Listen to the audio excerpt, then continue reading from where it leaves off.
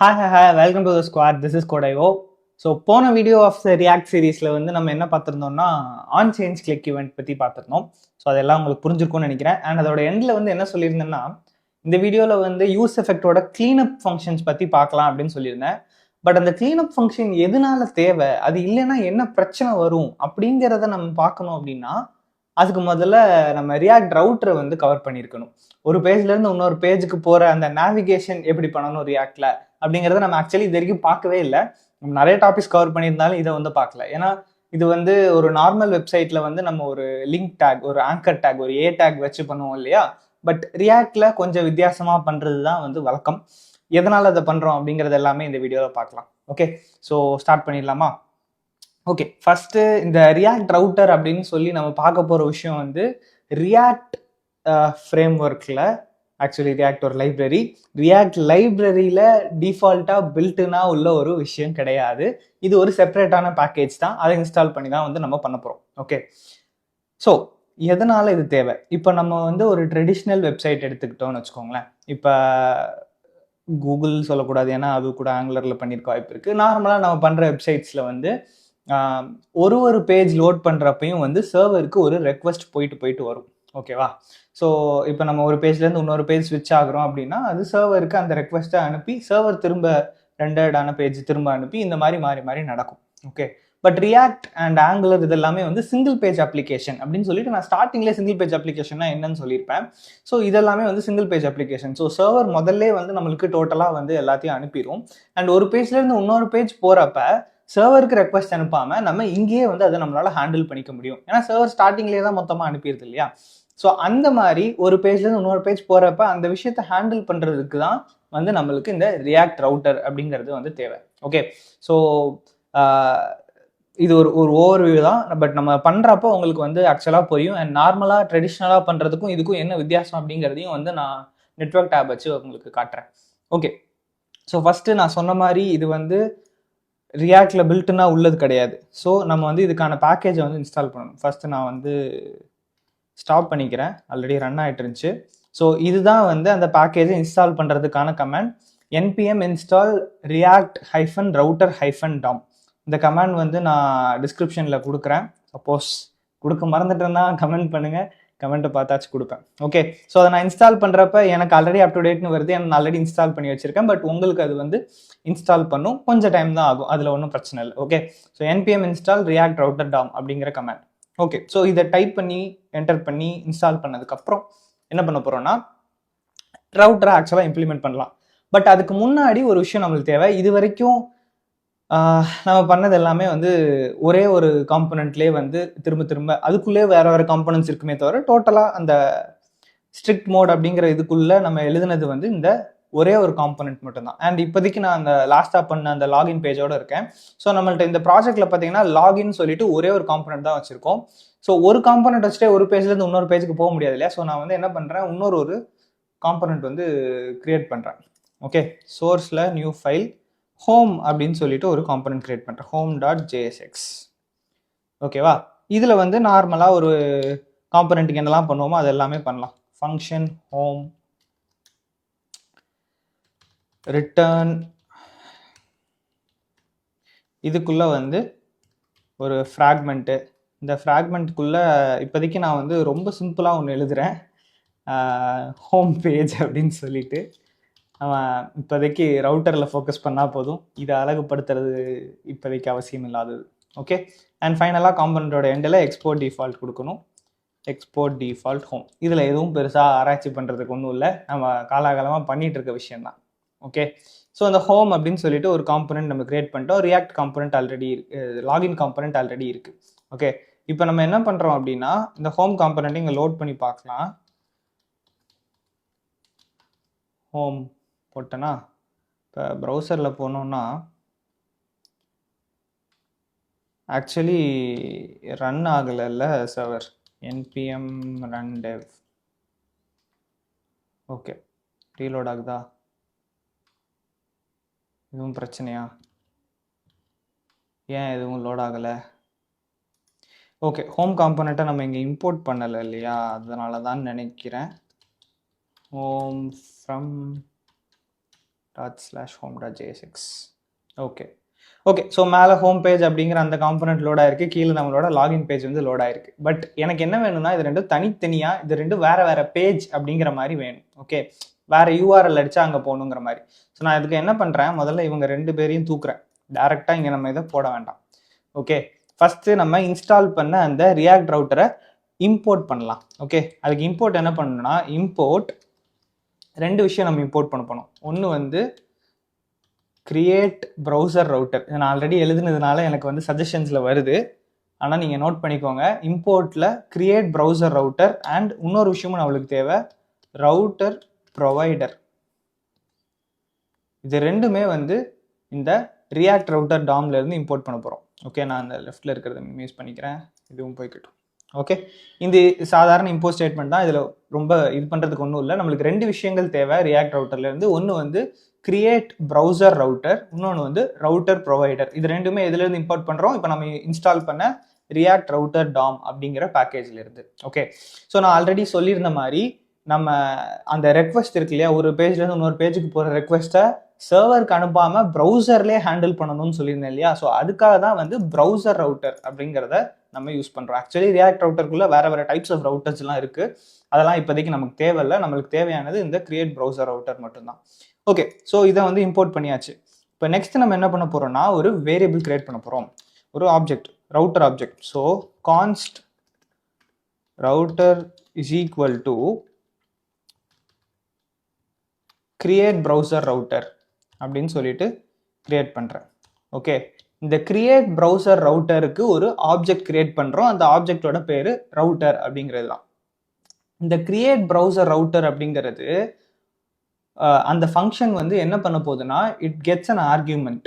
அந்த ஆர்கியூமெண்ட் என்னன்னா ஒரு லிஸ்ட் ஆஃப் ரவுட்ஸ். ஓகே, ஒரு அரே ஆஃப் ரவுட்ஸ்னு வச்சுக்கலாம். ஸோ அதனால இந்த இடத்துல இப்போதைக்கு எம்டியா கொடுத்துருக்கேன். அதில் வந்து நம்ம ஃபர்தரா ஃபில் பண்ணலாம். ஓகேவா. ஸோ நான் வந்து ஒரு ரவுட்டர் ஆப்ஜெக்ட் கிரியேட் பண்ணியிருக்கேன். நம்ம இம்போர்ட் பண்ணது கிரியேட் ப்ரௌசர் ரவுட்டருங்க, அதை இம்போர்ட் பண்ணியிருக்கோம். அதை வச்சு ஒரு ரவுட்டர் ஆப்ஜெக்ட் வந்து நான் கிரியேட் பண்ணிட்டேன். ஓகே, இப்போ நெக்ஸ்ட் நம்ம ரவுட்டர் ப்ரொவைடர்னு ஒன்று இம்போர்ட் பண்ணோம் இல்லையா. அந்த ரவுட்டர் ப்ரொவைடர் தான் முக்கியமான விஷயமே. அது ஒரு காம்பனண்ட் மாதிரின்னு வச்சுக்கோங்களேன். அது என்ன பண்ண போகுதுன்னா, எதை நம்ம கிளிக் பண்ண அந்த இந்த பேஜில் அதை நம்ம இன்க்ளூட் பண்ணுவோம் இல்லையா, அதுக்கே நம்ம அதை தான் பண்ண போகிறோம். ஸோ எப்படி ஒரு காம்பனண்ட்டை நீங்கள் இந்த பேஜில் ஆட் பண்ணுவீங்களோ அதே மாதிரி ரவுட்டர் ப்ரொவைடர் ஆட் பண்ண போகிறீங்க.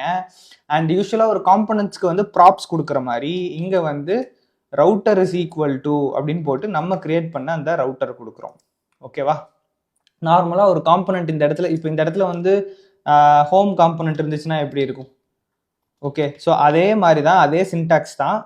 அந்த காம்பனண்ட்டுக்கு வந்து நம்ம ப்ராப்ஸ் கொடுப்போம் இல்லையா, முன்னாடியே பார்த்துருக்கோம். அந்த ப்ராப் எப்படி கொடுப்போம், அதே மாதிரி ரவுட்டர் இஸ் ஈக்குவல் டு அப்படின்னு சொல்லிட்டு அந்த ரவுட்டர் ஆப்ஜெக்டை நம்ம ப்ராப்ஸ் மாதிரி கொடுக்குறோம். ஓகே, ஆக்சுவலாக இதுக்கு எல்லாமே வேற மீனிங் இருக்கு, கான்டெக்ஸ்ட் அப்படின்னு சொல்லுவோம். அதெல்லாம் வந்து நம்ம லேட்டர் பார்ட்டாக பார்க்கலாம். இப்போவே அதை ரொம்ப ஸ்ட்ரெஸ் பண்ணிக்க வேண்டாம். ஓகே, ஸோ ரவுட்டர் ப்ரொவைடர் அப்படிங்கிறத இம்போர்ட் பண்ணியிருக்கோம். அண்ட் அதுக்கு நம்ம கிரியேட் பண்ண ரவுட்டர் ஆப்ஜெக்டை வந்து பாஸ் பண்ணிட்டோம். ஓகேவா. ஸோ இப்போ இதில் உங்களுக்கு ப்ரௌசரில் என்ன தெரியும் அப்படின்னு பார்த்தீங்கன்னா ஒன்றுமே தெரியாது. ஏன்னா நம்ம வந்து இந்த இம்போர்ட் பண்ணியிருக்கிற அந்த ஹோம் லாகினே வந்து எங்கேயுமே மேப் பண்ணலை. ஓகே, ஸோ இந்த பேஜில் இந்த யூஆர்எல்ல இந்த பேஜ் டிஸ்பிளே பண்ணணும் அப்படின்னு சொல்லிட்டு மேப் பண்ணல. ஸோ அதுக்கு என்ன பண்ண போகிறோம்னா, நம்மளோட ப்ரௌசர் ரவுட்டர் இருக்கு இல்லையா, இந்த ப்ரௌசர் ரவுட்டரில் ஒரு அரே கொடுக்கணும் அப்படின்னு சொல்லியிருந்தேன் இல்லையா, அந்த அரேயை என்னலாம் அப்படின்னு சொல்லிட்டு அதுக்கு வேல்யூஸ் ஃபில் பண்ண போகிறோம். ஸோ அதுக்கு ஃபர்ஸ்ட் ஒரு ஆப்ஜெக்ட் கிரியேட் பண்ணுறேன். அந்த ஆப்ஜெக்ட்ல 2 பேராமீட்டர்ஸ் இருக்க போகுது. ஒன்று வந்து பாத். இந்த பாத்துங்கிறதுல நம்ம ஹோம் அப்படின்னு சொல்லிட்டு ஒரு பாத் செட் பண்ணுறோம். யூஸ்வலாக ஹோம் அப்படின்னா அதுதான் வந்து அந்த ரூட்டாக இருக்கும். ஓகே, அந்த வெப்சைட்டோட ரூட். அதாவது பேசிக்காக அந்த யூஆர்எல்க்கு போனீங்க அப்படின்னா, அந்த டொமைனுக்கு போனீங்கன்னா இதுதான் லோட் ஆகணும் அப்படிங்கிறதுக்கு. ஸோ அந்த ரூட் பாத்தை வந்து யூஸ்வலாக வெறும் ஸ்லாஷ்ல சொல்லுவோம். அண்ட் அந்த பாத்துக்கு போனால் எந்த எலமெண்ட்டை லோட் பண்ணணும் அப்படிங்கிறத எலமெண்ட் அப்படின்னு சொல்லிட்டு இந்த இடத்துல நம்ம அந்த காம்போனண்ட்டை அப்படியே டைரெக்டாக போடலாம். ஓகே, எனக்கு ரூட்டுக்கு போனால் ஹோம் காம்போனண்ட்டை லோட் பண்ணணும். ஓகேவா. ஸோ அதனால என்ன பண்ணியிருக்கிறேன், இந்த கிரியேட் ப்ரௌசர் ரவுட்டர் ஆப்ஜெக்ட் நம்ம கிரியேட் பண்ணுறோம் இல்லையா, அந்த ஆப்ஜெக்ட் கிரியேட் பண்ணுறப்ப அதில் ஒரு அரே ஆஃப் பாத் அண்ட் அந்த ஆப்ஜெக்டாக பாஸ் பண்ண போகிறோம். பாத் அண்ட் எலமெண்ட்னு சொல்லிட்டு ஒரு ஜேசன் ஆப்ஜெக்ட் மாதிரின்னு வச்சுக்கோங்களேன். அந்த மாதிரி நம்ம பாஸ் பண்ண போகிறோம். ஸோ அதில் வந்து ஃபஸ்ட்டு வந்து ரூட் அப்படிங்கிற பாத்துக்கு ஹோம் அப்படிங்கிற காம்போனண்ட்டை லோட் பண்ண சொல்லியிருக்கிறேன். அதே மாதிரி நெக்ஸ்ட் என்ன பண்ணுறோம் அப்படின்னா, இந்த பாத்தில் லாகின் அப்படிங்கிற ஒரு பாத் நான் வந்து ஆட் பண்ண போகிறேன். Slash login. அண்ட் இந்த லாகின் பாத்துக்கு போனாங்க அப்படின்னா எலமெண்ட்ல என்ன எலமெண்ட்டை லோட் பண்ணணும் அப்படின்னா லாகின் அப்படிங்கிற காம்போனண்ட்டை அது லோட் பண்ண போகுது. ஓகேவா?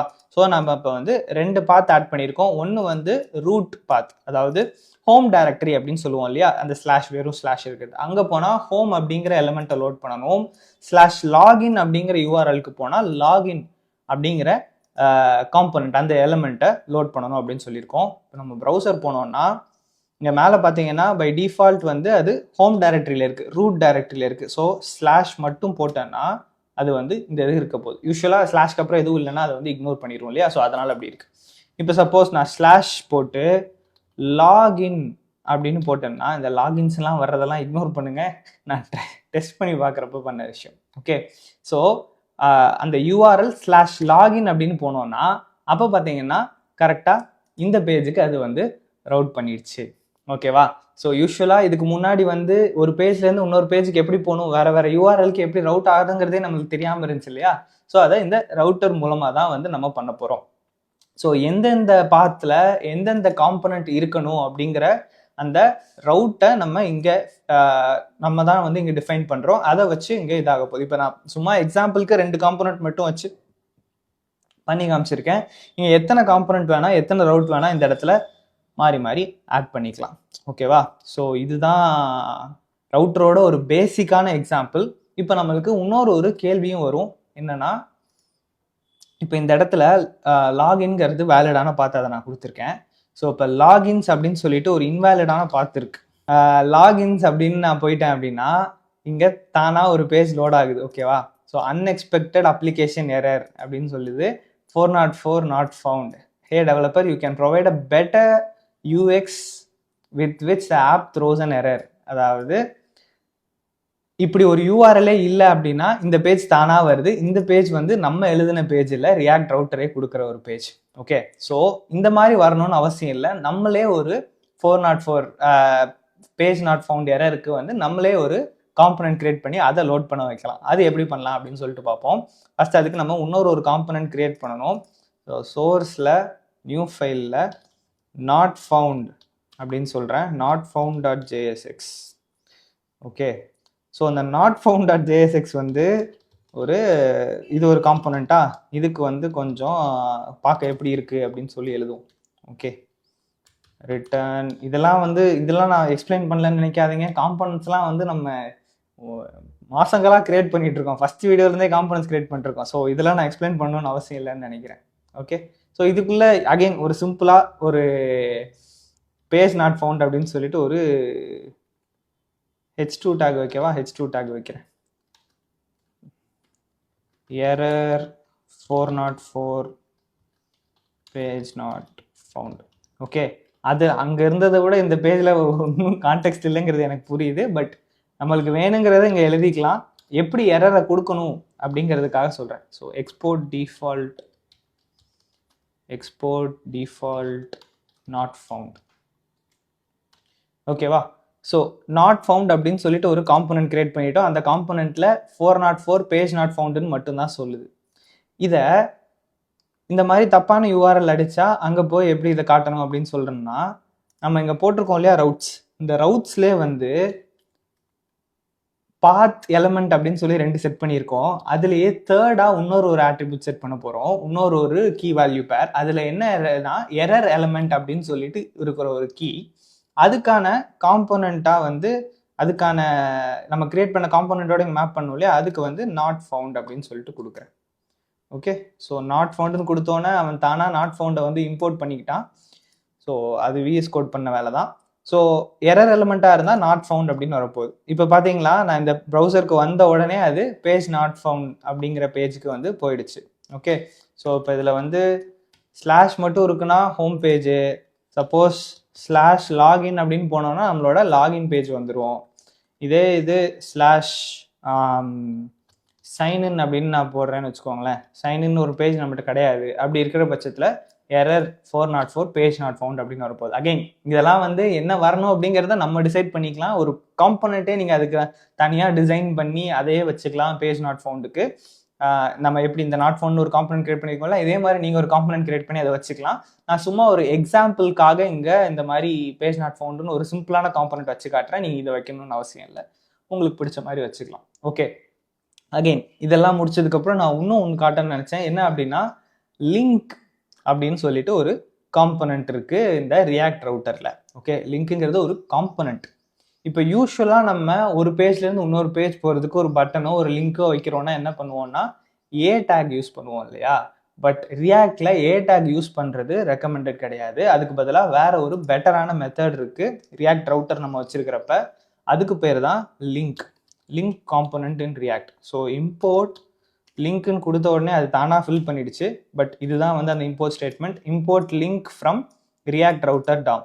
அதே தான், ரியாக்ட் ரவுட்டர் டாம்னு ஒரே ஒரு பேக்கேஜ் இன்ஸ்டால் பண்ணோம், அதுல இருந்தால் எல்லாத்தையும் இம்போர்ட் பண்ணுறோம். லிங்க் அப்படிங்கிற ஒரு விஷயத்தை இம்போர்ட் பண்ணியிருக்கோம். ஓகே, ஸோ நான் இப்போ இந்த இடத்துல என்ன எழுதுறேன்னா, இந்த பேஜ் நாட் ஃபவுண்டில் வந்து ஒரு லிங்க் நம்ம கொடுப்போம். ஹோம் பேஜுக்கு ரீடைரக்ட் ஆகிறதுக்கு ஒரு லிங்க் நம்ம கொடுக்கலாம். ஓகேவா? ஸோ யூஸ்வலாக நம்ம எப்படி கொடுப்போம் அப்படின்னா, ஒரு ஏ டேக் போட்டுட்டு இந்த ஏ டேக்ல அந்த லிங்காக வந்து இங்கே ஸ்லாஷை மட்டும் கொடுத்துட்டு அதுக்கு ஹோம் அப்படின்னு ஒரு பேர் வைக்கிறேன்னு வச்சுக்கோங்களேன். அண்ட் இது வந்து பார்க்கறதுக்கு இப்படி இருக்கு, பட்டன் மாதிரி இல்லை அப்படின்னு சொல்லி உங்களுக்கு தோணலாம். பட்டனாக மாற்றணும்னா அதுக்கு ஒன்றும் இல்லை, 4 பூட் ஸ்ட்ராப் கிளாஸ் ஆட் பண்ணால் முடிஞ்சிச்சு. btn space btn primary. ஓகேவா? ஸோ அவ்வளோதான். லிங்க்கு பட்டனு நான் யூஸ்வலாக பேக் ஹோம் அப்படிங்கிறதுக்கு பட்டன் தானே வைப்பாங்க, லிங்க் ஏன் வைக்கிறீங்க அப்படின்லாம் கேட்காதீங்க. கிளாஸை மாற்றினீங்கன்னா பட்டனும் லிங்க் ஆகும், லிங்க்கும் பட்டன் ஆகும். ஓகே, எல்லாமே சிஎஸ்எஸ் தான். ஸோ ஹோம் அப்படின்னு சொல்லிட்டு வச்சுருக்கோம். ஹோமை கிளிக் பண்ணோம் அப்படின்னா இந்த மாதிரி போகுது தான். ஓகே, திஸ் இஸ் ஓகே, இதில் எதுவும் குறை இல்லை. ஆனால் என்னன்னா, இது வந்து திரும்ப சர்வருக்கு போய் லோட் பண்ணிட்டு வரும். நார்மலாக இருக்கிற ஏ டேக்ஸ் வந்து நார்மல் HTML CSSல இருக்கிற ஏ டேக்ஸில் ஏதாச்சும் ஒரு லிங்க் கொடுக்குறோம் அப்படின்னா அது சர்வருக்கு ஒரு ரெக்வஸ்ட் அனுப்பி அங்கே போய் லோட் ஆகிட்டு வரும். பட் நம்ம வந்து சிங்கிள் பேஜ் அப்ளிகேஷனில் ரியாக்ட் ரவுட்டர் வச்சு என்ன பண்ண ட்ரை பண்ணுறோம்னா, ரெக்வஸ்ட்டை சர்வருக்கு அனுப்பாமல் ப்ரௌசர் ரவுட்டர்லேயே வந்து அதை ஹேண்டில் பண்ணிக்கணும் அப்படிங்கிறது தான் வந்து நம்ம ட்ரை பண்ணுறோம் இல்லையா? ஸோ அதனால் இந்த ஏ டேகை யூஸ் பண்ணக்கூடாது. ஏ டேக் யூஸ் பண்ணுறதுக்கு பதிலாக நம்ம என்ன பண்ண போகிறோம்னா, லிங்க் அப்படிங்கிற காம்பனண்ட்டை யூஸ் பண்ண போகிறோம். ஓகே, இந்த லிங்க்குங்கிற காம்பனண்ட் வந்து இதுக்கு நம்ம இது பாஸ் பண்ணலாம், ப்ராப்ஸ் பாஸ் பண்ணலாம். அந்த ப்ராப்ஸில் வந்து 2 அப்படின்னு போட்டுட்டு, எப்படி நம்ம அங்கே href கொடுக்குறோம் இல்லையா, அதே மாதிரி இங்கே ப்ராப்ஸில் 2 அப்படின்னு சொல்லி கொடுத்துக்கலாம். ஓகே, நார்மலாகவே எழுதிக்கிறேன். அண்ட் இதில் வந்து டெக்ஸ்ட்டுக்கு வந்து நான் ஹோம் அப்படின்னு சொல்லிட்டு கொடுக்குறேன். ஓகேவா? ஸோ இப்போ பார்த்தீங்கன்னா இது வந்து இது மாதிரி இருக்குது. இதுக்கும் ஒரு கிளாஸ் எழுதிடலாம், அப்போ தான் நம்ம நம்புவோம் இது ஒரு பட்டன் அப்படின்னு சொல்லிட்டு. btn danger. ஓகே, சரி. ஸோ இந்த சிவப்பு கலர் பட்டன் வந்து பார்த்தீங்கன்னா நம்ம லிங்க் அப்படிங்கிற காம்பனண்ட், ரியாக்ட் ரவுட்டரில் இருக்கிற லிங்க் காம்பனண்ட் வச்சு எழுதுனது. இதே இது ப்ளூ கலர் ஹோம் பார்த்தீங்கன்னா டிஃபால்ட்டாக நம்ம HTML வச்சு எழுதுகிற ஏ டேக். ஓகே, இது ரெண்டுத்துக்கும் எப்படி வித்தியாசம் இருக்குது அப்படிங்கிறத நான் சொன்னேன் இல்லையா? ஏ டேக்குங்கிறது சர்வருக்கு அனுப்பிட்டு அதுக்கப்புறம் அந்த ரெக்வஸ்ட் வந்து இங்கே திரும்ப வரும். அண்ட் லிங்க் யூஸ் பண்ணோன்னா ரியாக்ட் ரவுட்டர், அதாவது நம்ம கிரியேட் பண்ணியிருக்க ப்ரௌசர் ரவுட்டரை இதை ஹேண்டில் பண்ணிக்கும் அப்படின்னு சொன்னேன். அதை எப்படி நான் ப்ரூவ் பண்ண போகிறேன்னா, இன்ஸ்பெக்ட் விண்டோ போயிட்டு இதில் வந்து நெட்வொர்க் டேப் போனீங்கன்னு வச்சுக்கோங்களேன். இன்னும் இல்லை, இப்போ நான் வந்து ஹோம் கிளிக் பண்ணுறேன். ஹோம் கிளிக் பண்ண உடனே பார்த்தீங்கன்னா இங்கே பார்த்தீங்களா, நெட்வொர்க் டேப்பில் ஆக்டிவிட்டி உங்களுக்கு தெரியுது. ஓகேவா? இதே இது